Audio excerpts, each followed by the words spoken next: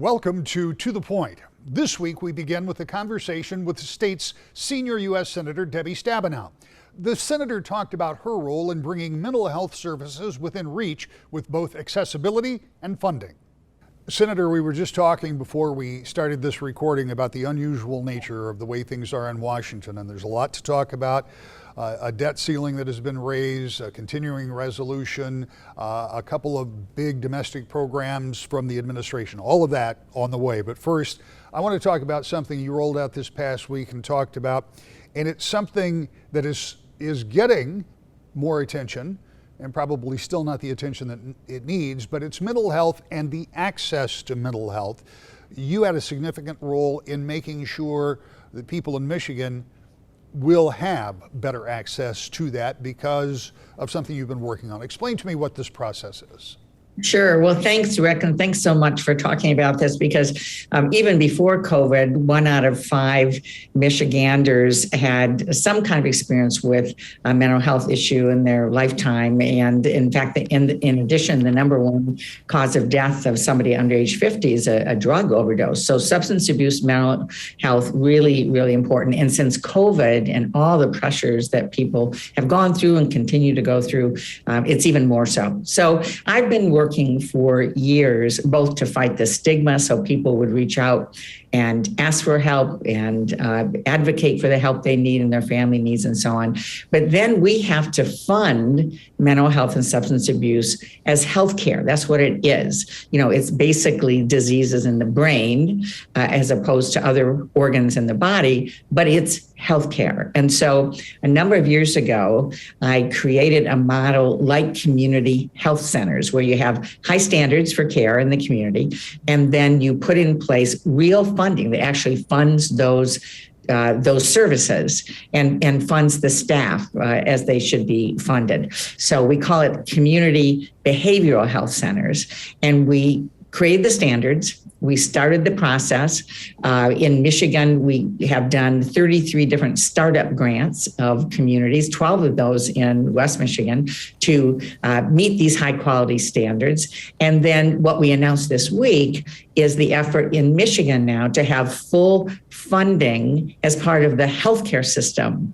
In other words, Medicaid funds community health centers, and now we'll be fully funding community behavioral health clinics. And what does that mean? It means that anyone who needs help is going to be able to go to the clinic, not be turned away. In fact, that's one of the requirements. In the past, only very, very seriously mentally ill people were able to get any help. The funding that community mental health received was only for the seriously mentally ill. Now, someone says, I need to talk to somebody, I need some help, my child needs help, I'm ready to face my addiction, and I want help right now. Instead of them having to say, well, gosh, I'm so sorry the funding ran out, come back in 6 months, which usually there's a tragedy related to that when somebody's coming forward and asking for help with an addiction and then not getting it.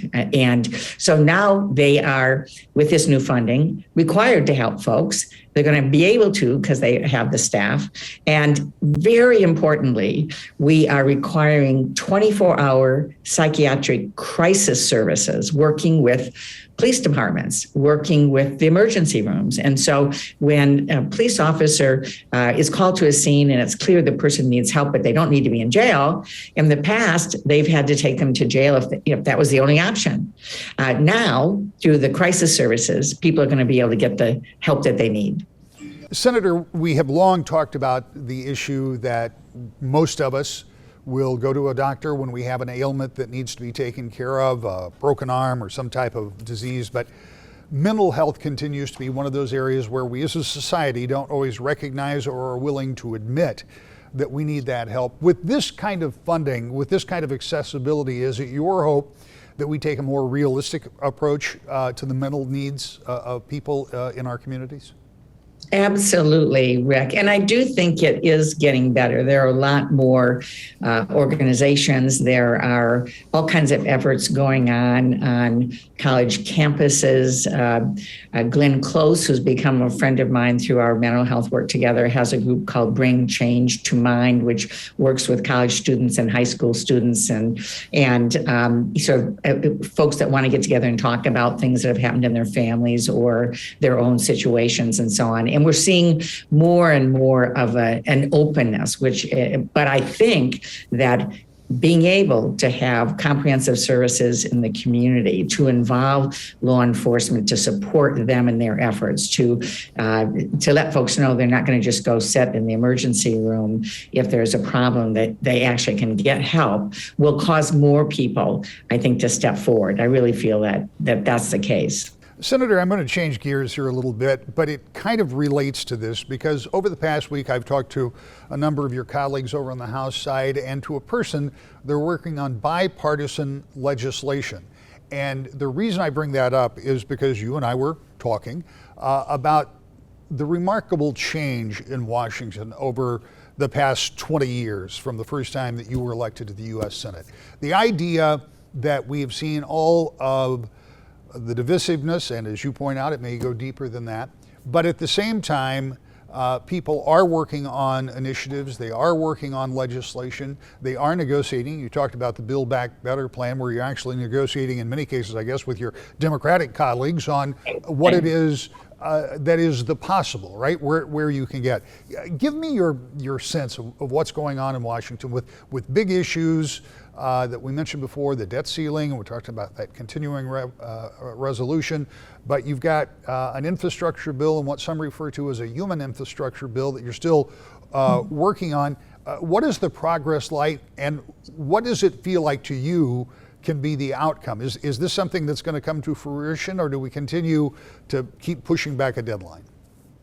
Well, Rick, as you know, I work across the aisle every day. And in fact, our excellence in mental health effort we were just talking about is bipartisan with Senator Roy Blunt from Missouri, who's been my partner every step of the way. And one of the things that I find is that if there's not a fight, if there's not division, it's harder for it to get attention, but it's also the way you get things done. And so the bipartisan infrastructure bill you talked about, which is going to bring more than 30% more funding for roads and bridges and water systems into Michigan and fully fund what we need to do to connect high-speed internet. And by the way, I was able to get the largest investment in Great Lakes funding into that bill as well to help us deal with what's happening in erosion along the water and water quality and so on. But that's happening. We also had another bill dealing with chips. I know we talk all the time about these semiconductor chips that are not available right now for manufacturing, not just auto manufacturing, but appliances and any kind of tech manufacturing.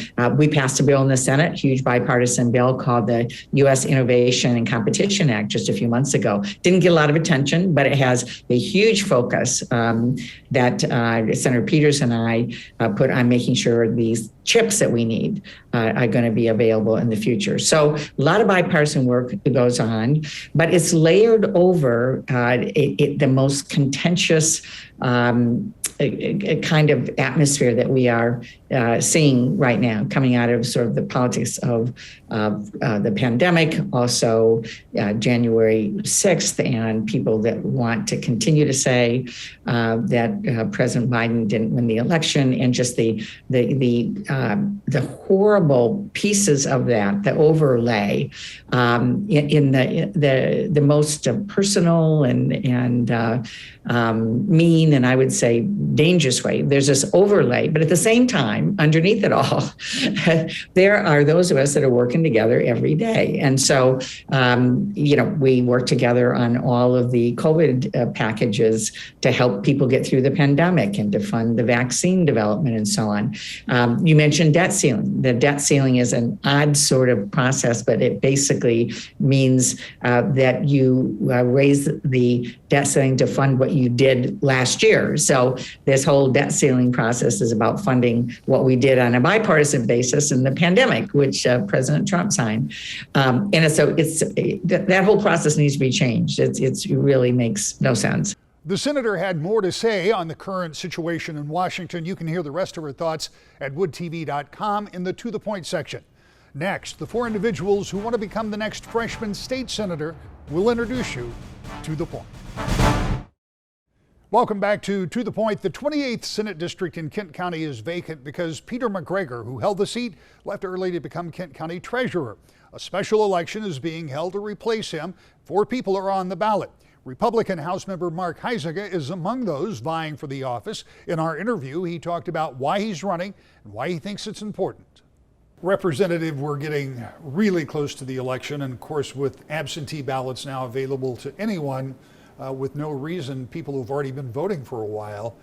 You're in the final push in this race for Senate. Tell me what you're saying to voters, because I know how campaigns go, and they generally go right up to election day, even though people are already voted. Sure, well, you're absolutely right. When the voters made the decision to allow for no reason absentee voting, it changed our model quite dramatically.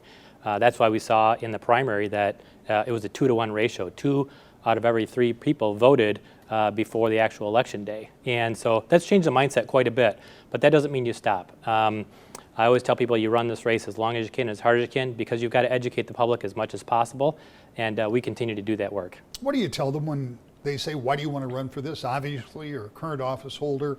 Obviously, there's the opportunity with the early retirement of the senator who held this position before. But beyond that, what do you want to achieve if you're successful? You know, many people ask me that, and this is going to probably be the least sexy answer you can expect. But honestly, when it comes to something that most people just kind of look aside to, it's the budget. And my background in finance and accounting has really prepared me to be a good leader, whether chairing the higher education subcommittee or the general government subcommittee, drilling in and looking at the details about how to be fiscally responsible, and now in a very unique position, having billions of dollars, literally billions of dollars on the balance sheet, and determining how those dollars are going to be spent, to spend them wisely, to be judicious, to make the determination of how we spend money to help the most people for the longest period of time. That's going to be our job for the next really quite some time, I think. When you think about moving from the House to the Senate, there are some similarities, of course, and there are some differences. Is the job similar enough that you think it's just easy to transition into the Senate? I mean, obviously you deal with the same subject matter. Sure. Well, typically if you're in the House, you're going to be either on the appropriations side or the policy side. Because the numbers are just clearly smaller in the Senate, you tend to have a bit of an impact on both the policy and the appropriations side, so budget and policy. I actually look forward to that. When I was mayor of Walker, then I chaired the finance committee, but we did a lot of things related to policy. Being able to balance that and do both is something that I'm looking forward to. Former Kent County Commissioner Keith Cordade is the Democratic candidate. For him, the idea of making people's voices heard is an important reason to run. So we enter the final stretch of this campaign. People are already voting absentee, and we know that in the past couple of cycles where we've had elections, people have gone very heavily absentee, but you're still campaigning. Tell me what it's been like out there to campaign, and tell me your motivation for doing this, because in the middle of a pandemic to run for office, it's a pretty big choice. Yeah, I felt that everybody should have a voice with all the voter suppression laws and stuff that they're designing, and I felt that everybody needed a voice and should have a voice, and that was probably the biggest reason I ran. I also felt that the water, our quality of our water and stuff, that was a big issue. Infrastructure, our education system, I feel that we're losing a lot of our good teachers to other industries. So those were basically the main issues that I ran. When you think about going into the legislature, obviously it's been a contentious time with divided government, always is. Yes. What could you bring to the Senate that might, if that would be a purpose of yours, that might make it move a little more smoothly? I definitely will bring more of a blue collar atmosphere and stuff. I mean, I'm into the I've always been a worker. I've always worked a lot of hours and stuff. I've always, when I was Kent County Commissioner, I always looked out for everybody. But you know, I made sure that the workers were taken care of, and our healthcare system and so forth. When you look at what's happened over this past 18 months or so, the state government's financial situation is in much better shape than I would have guessed, because they were looking at a big shortfall. Ended up that state revenues were up, and of course the federal revenues are up. When you think about budgeting, and I know you worked on that on the county Right. level, there's still a lot of money left over, and will be after this election cycle. What would be a priority for you in spending maybe $5 to $7 billion that's left over, if you will? I'm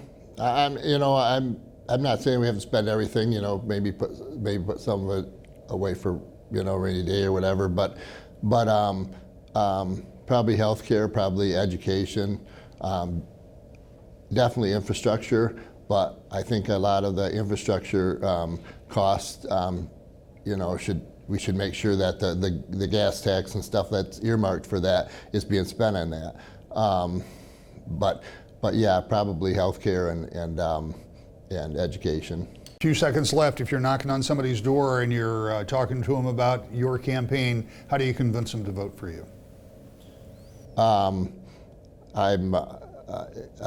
will look out for everybody. I will make sure that every voice is heard. Leaving no stone unturned. A big thing, like I said, a big thing for me is that everybody has a voice. Everybody has that right to vote, and they have their voice, and that they are heard. And I will look after their groundwater, their drinking water, and make sure that polluters are held accountable. And also, I will make sure that the infrastructure and the money for infrastructure is going to infrastructure. And like I said, I'd like to retain our good teachers and stuff for our education system. Theodore Girard is with the U.S. Taxpayer of Michigan Party and thinks his real-world experience would serve him well in the state Senate. So we've done this before, but for some of the viewers who may not know, tell us a little bit about your background and what brings you to this point. So I'm a U.S. Navy submarine force veteran, 20 years owning an electrical contracting business, married, 3 children, 3 grandchildren. And I look at the responsibility of being a citizen as one of leader and supporter of the community. And I feel that I have many gifts that would be very applicable to the State House, or in this case, the State Senate. When you think about running for the state Senate, what are some of those things you believe you can bring to the office, and what are some of the things you would like to accomplish? So I've spent the last 40 years in the business world effectively as a troubleshooter and problem solver. And when we look at our state government, there are many problems that either people don't know how to solve or they're not willing to solve. One example is last summer, one of our state representatives stated that we really need a guidebook for how to do this. Well, if you look at the state constitution, which would be a guidebook, it's laid out what to do in time of tragedy, catastrophe, whatever you want to call the whole COVID episode that we're living through right now.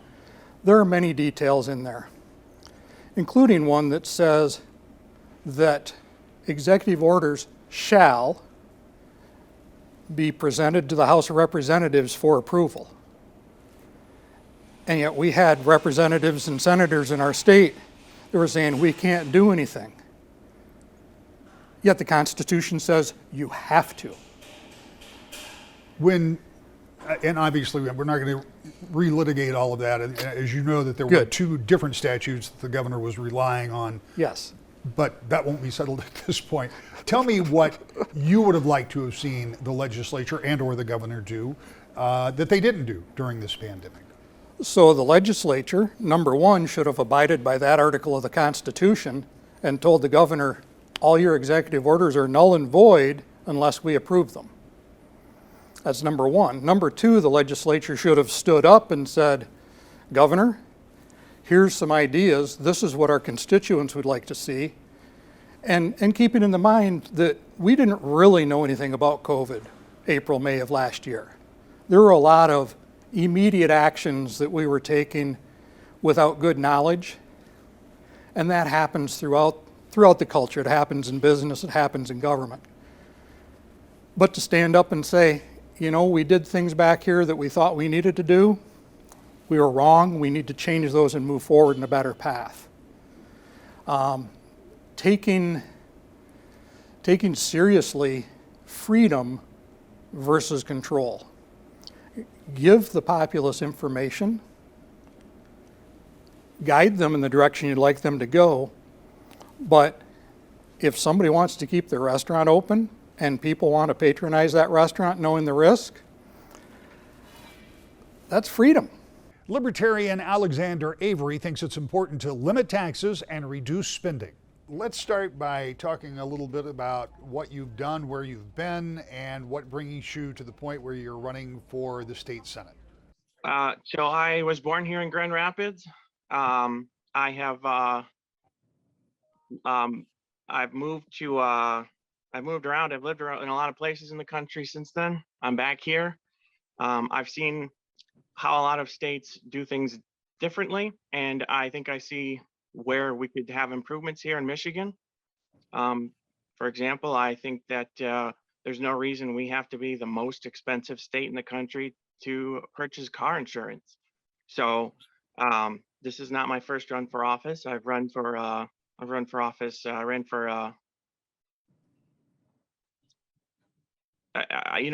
I run for office because I want a candidate to vote for that I agree with on everything.